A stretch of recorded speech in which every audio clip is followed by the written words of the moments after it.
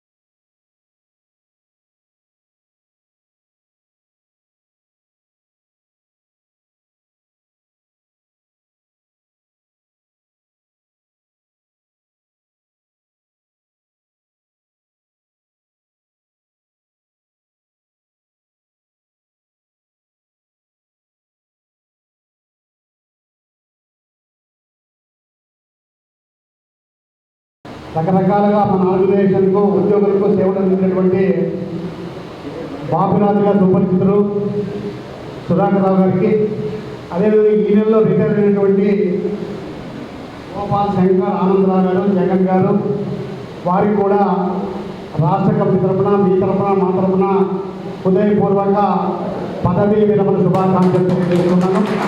ప్రభుత్వ ఉద్యోగులు అయితే ప్రభుత్వంలో ఉన్నటువంటి బెనిఫిట్స్ ఏదైతే ఉన్నాయో అన్ని బెనిఫిట్స్ ఆర్టీసీ ఉద్యోగులకు వస్తాయని ఆర్టీసీ ఉద్యోగులు కోరుకుంటే, మరి కొత్తవి రాకపోగా ఉన్నవి ఒకటొకటి హరించిపోయి గత 89లో ఏపీఎస్ఆర్టీసీలో స్వర్గీయులు పి రామ్మోహన్ రావు గారు ఎస్ఆర్బిఎస్ ప్రవేశపెడితే 1/20 తర్వాత రిటైర్ అయిన ఉద్యోగులకు ఎస్ఆర్బిఎస్ కాని పరిస్థితి ఈరోజు ఉందని కూడా సందర్భంగా తెలియజేస్తున్నా. మరి ఈరోజు ఆర్టీసీ ఉద్యోగులు అయిన తర్వాత అనేక రకాల ఇబ్బందులు పడిన పరిస్థితుల్లో ఆ సమస్య అన్నింటి కూడా ఉందో ఆ ప్రభుత్వం దృష్టికి తీసుకెళ్లి వెళ్ళడంలో భాగంగా మన సమస్యలు పరిష్కారం చేయడానికి అనేక వేదికలు మనం ఏర్పాటు చేసుకుంటున్నాం సందర్భంగా తెలియజేస్తున్నా. ఓ ఉద్యోగి ఇక్కడే పనిచేస్తుంటాడు, క్యాడర్ స్ట్రెంత్ ఎక్కడో ఫిక్స్ చేస్తాడు, రిటైర్మెంట్ బెనిఫిట్స్ అక్కడ పోయి తీసుకోవాలా. ఇవన్నీ కూడా ప్రభుత్వం లెవెల్లో 1 by 1 ఒకే రోజులో పరిష్కారం కావు. మరి ఇవన్నీ కూడా నూతనంగా ఏర్పడిన ప్రభుత్వంలో రవాణా శాఖ మంత్రులు ఎవరైతే ఉన్నారో ఆయన కూడా రామప్రసాద్ రెడ్డి గారు కూడా చేయడం జరిగింది. నేషనల్ మజ్దూర్ ఆధ్వర్యంలో మనం ఇండిపెండెంట్ ఆర్గనైజేషన్, ఏ రాజకీయ పార్టీలో మన సంబంధం అధికారంలో ఉంటే వాళ్ళ దగ్గర సమస్య పరిష్కారం చేయడానికి మనం అంత ప్రయత్నం చేస్తుంటాము. గత ప్రభుత్వం అనేక రకాల ప్రయత్నాలు చేసినప్పుడు కూడా సమస్యలు విన్నారు, కానీ పరిష్కారం చేయని పరిస్థితుల్లో మరి ఉద్యోగులు, ప్రజలు ఈరోజు కొత్త ప్రభుత్వం ఏర్పాటు చేసుకున్నారు. ఈ కొత్త ప్రభుత్వం ఏర్పాటు చేసుకున్న పరిస్థితుల్లో తప్పనిసరిగా ఆర్టీసీ ఉద్యోగులు అరౌండ్ క్లాస్ పనిచేస్తారు. ఆర్టీసీలో అనేక బాధలు పడతా చిరు ఉద్యోగులుగా జీవితాలని గౌరవంగా నడుపుకుంటూ వచ్చి నేడు విశ్రాంతి జీవితంలోకి వెళ్తున్నటువంటి వారికి భవిష్యత్తులో కూడా ఆరోగ్యంగా ఉండాలని, అదేవిధంగా ఖాళీ సమయాన్ని యూనియన్ని మర్చిపోకుండా యూనియన్కి కూడా కేటాయించాలని వారందరినీ కూడా కోరుకుంటూ, మీరందరూ గతంలో యూనియన్గా ఉండేవాళ్ళు తర్వాత అసోసియేషన్కి మారారు. ఎందుకంటే గత ప్రభుత్వం మిమ్మల్ని ప్రభుత్వ ఉద్యోగులు చేసింది. అరే ప్రభుత్వ ఉద్యోగులు అయిపోయాం, మిగతా వాళ్ళకి మళ్ళీ మనకు కూడా పండగ అనుకున్నారు. అది పండగ లేక దండగో మీ అందరి పే స్లిప్పులు చూస్తే తెలుస్తుంది. లోన్ తీసుకోవాలంటే ఇబ్బంది, రిటైర్మెంట్ బెనిఫిట్స్ పొందాలంటే ఇబ్బంది, ఒక బయట అప్పు చేయాలంటే ఇబ్బంది. ప్రభుత్వం ఎందుకు చేసిందంటే మన దగ్గర చాలా ఆస్తులు ఉన్నాయి, మన ఆస్తులు చాలా విలువైన స్థలాలు, వాటన్నిటిని తాకట్టు పెడితే ప్రభుత్వం ఆస్తులు అవుతాయి కాబట్టి వాళ్ళు ఆ విధంగా చేశారు. సరే, ఈనాడు మన సమస్యల్ని తీర్చడానికి మన యూనియన్ తరపున శ్రీనివాసరావు గారు, రమణారెడ్డి గారు అదేవిధంగా రాష్ట్ర నాయకత్వం తీవ్రంగా శ్రమిస్తున్నారు. ఆ పదవి విరమణలో వాళ్ళు మనకు అడుగుతున్నటువంటి ఒకే ఒక సహాయం, అన్నా నిన్నటి వరకు మీతో పాటు నేను కూడా ఉద్యోగంగా ఉన్నాను, రేపటి నుంచి నన్ను ఉద్యోగం కాదనే దృష్టితో చూడకండి, నాకు ఏ సహాయం వచ్చినా ఏది వచ్చినా ఏ అవసరం వచ్చినా మీరందరూ చేయి కలిపి మాకందరికీ తోడుగా ఉండండి అని చెప్పి మరి వాళ్ళు మనం తెలియపరచడానికి మాత్రమే ఈ పదవీ విరమణ కార్యక్రమాన్ని మనం నిర్వహించుకుంటాం. పదవీ విరమణ అనేది అందరికీ సాధ్యమైతే ఏ రోజైతే మనం పుడతామో ఆ ప్రకారంగా గతంలో 55 సంవత్సరాలు ఉంటే 55 సంవత్సరాలు ఏ రోజు వస్తే ఆ రోజు మనం రిటైర్ అవ్వాలి. 60 వెళ్ళాలి, 60కి ఏ రోజు వస్తే ఆ రోజు మనం రిటైర్ అయ్యాం. ఇప్పుడు 62 సంవత్సరాలు ప్రభుత్వాలు పెట్టాయి కాబట్టి మరి 62 సంవత్సరాలకు మనం పదవీ విరమణ అనేది పొందుతున్నాం. ఇది సామాన్యమైన విషయం అయినప్పటికీ ఈ రోజు మాత్రం ఉద్యోగి పదవీ విరమణ పొందినటువంటి ఉద్యోగి హృదయం ఆత్మతతో మునిగిపోతుంది. ఎందుకంటే నిన్నటి వరకు మన అందరి మధ్యలో ఉన్నటువంటి ఉద్యోగి ఈ రోజు మన మధ్య నుంచి పక్కకి వెళ్తున్నాడంటే మన ఆర్టీసీ వాళ్ళకు ఉన్నటువంటి పెద్ద చెడు లక్షణం ఏంటంటే 24 గంటలు మన మైండ్లో మన వర్కర్లు, మన సంస్థలు ఉన్నటువంటి విధానాలు మన మనలో నిక్షిప్తమైపోయి ఉంటాయి. అవి మారో మిగిలిన డిపార్ట్మెంట్లకి మన డిపార్ట్మెంట్కి ఉన్నటువంటి తేడా అది. డ్రైవర్ అనుకోండి, డ్యూటీ ఎక్కిన దగ్గర నుంచి మన మైండ్ రేపటి డ్యూటీ ఉందంటే ఈ రోజు మైండ్లో ఉంటాం, నాకైతే జరగకుండా హ్యాపీగా ఉద్యోగం తీసుకోవాలా, ఇదే మైండ్. కండక్టర్ అనుకోండి, ఎంత పెద్ద లీడర్ అయినా, నేను పెద్ద లీడర్నే, నేను కండక్టర్నే, బస్ ఎక్కగా నాకేముంటుంది, ఓ టీటీ ఎక్కాడు అనుకోండి ఇలా షేకింగ్ వచ్చేస్తుంది. లీడర్నే, వాడు ఏం చేసినా వాడు ఏ కేసు ఇచ్చినా దాని సమాధానం చెప్పగలరు. అయినప్పటికీ పంచాయతీరాజ్, ఇంజనీరింగ్, ఆర్డబ్ల్యూఎస్ అధికారులతో డిప్యూటీ సీఎం పవన్ కళ్యాణ్ సమీక్షించారు. మంగళగిరిలో నిర్వహించిన ఈ సమీక్షలో నిధుల వినియోగం, ఆయా శాఖలు చేపట్టిన పనుల గురించి ఆరా తీశారు.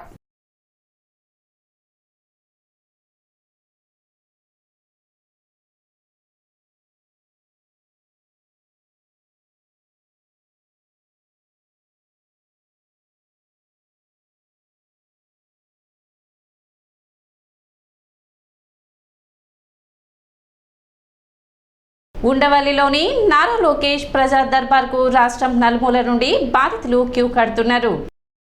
సమస్యలను విన్నవించుకునేందుకు వస్తున్న వారి బాధలను సావధానంగా మంత్రి వింటున్నారు.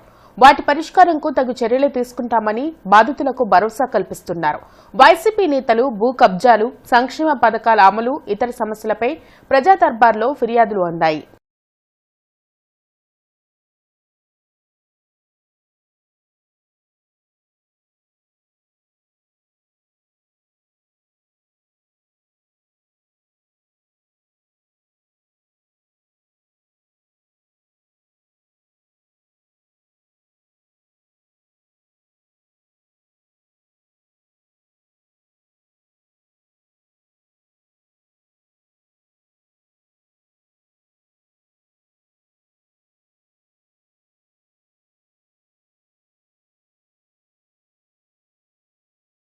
అమరావతిలోని రామకృష్ణ హై స్కూల్ విద్యార్థులకు పెదకూరపాడు ఎమ్మెల్యే భాష్యం ప్రవీణ్ స్టూడెంట్స్ కిట్స్ పంపిణీ చేశారు. అమరావతి మండలంలో సుమారు 4000 మందికి 9 రకాల ఐటమ్స్ స్టూడెంట్స్ కు పంపిణీ చేశారు. ఈ కార్యక్రమంలో మండల Telugu Desam party, Janasena party, BJP party నాయకులు, కార్యకర్తలు, స్కూల్ పిల్లల తల్లిదండ్రులు, ప్రైమరీ స్కూల్, హై స్కూల్ కు చెందిన విద్యార్థులు పాల్గొన్నారు.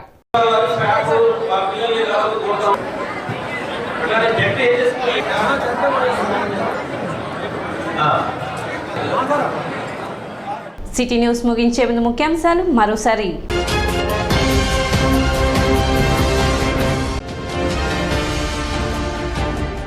కాకినాడ జిల్లాలో ధాన్యం మరియు సివిల్ సప్లైపై సమీక్ష సమావేశం నిర్వహించిన మంత్రి నాదెండ్ల మనోహర్.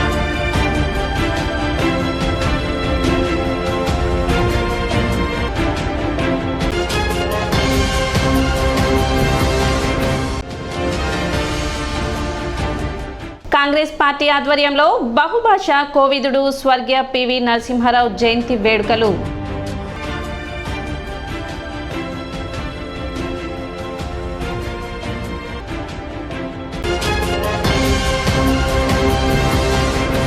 సిటీ న్యూస్ ఇంతటితో సమాప్తం. నమస్కారం.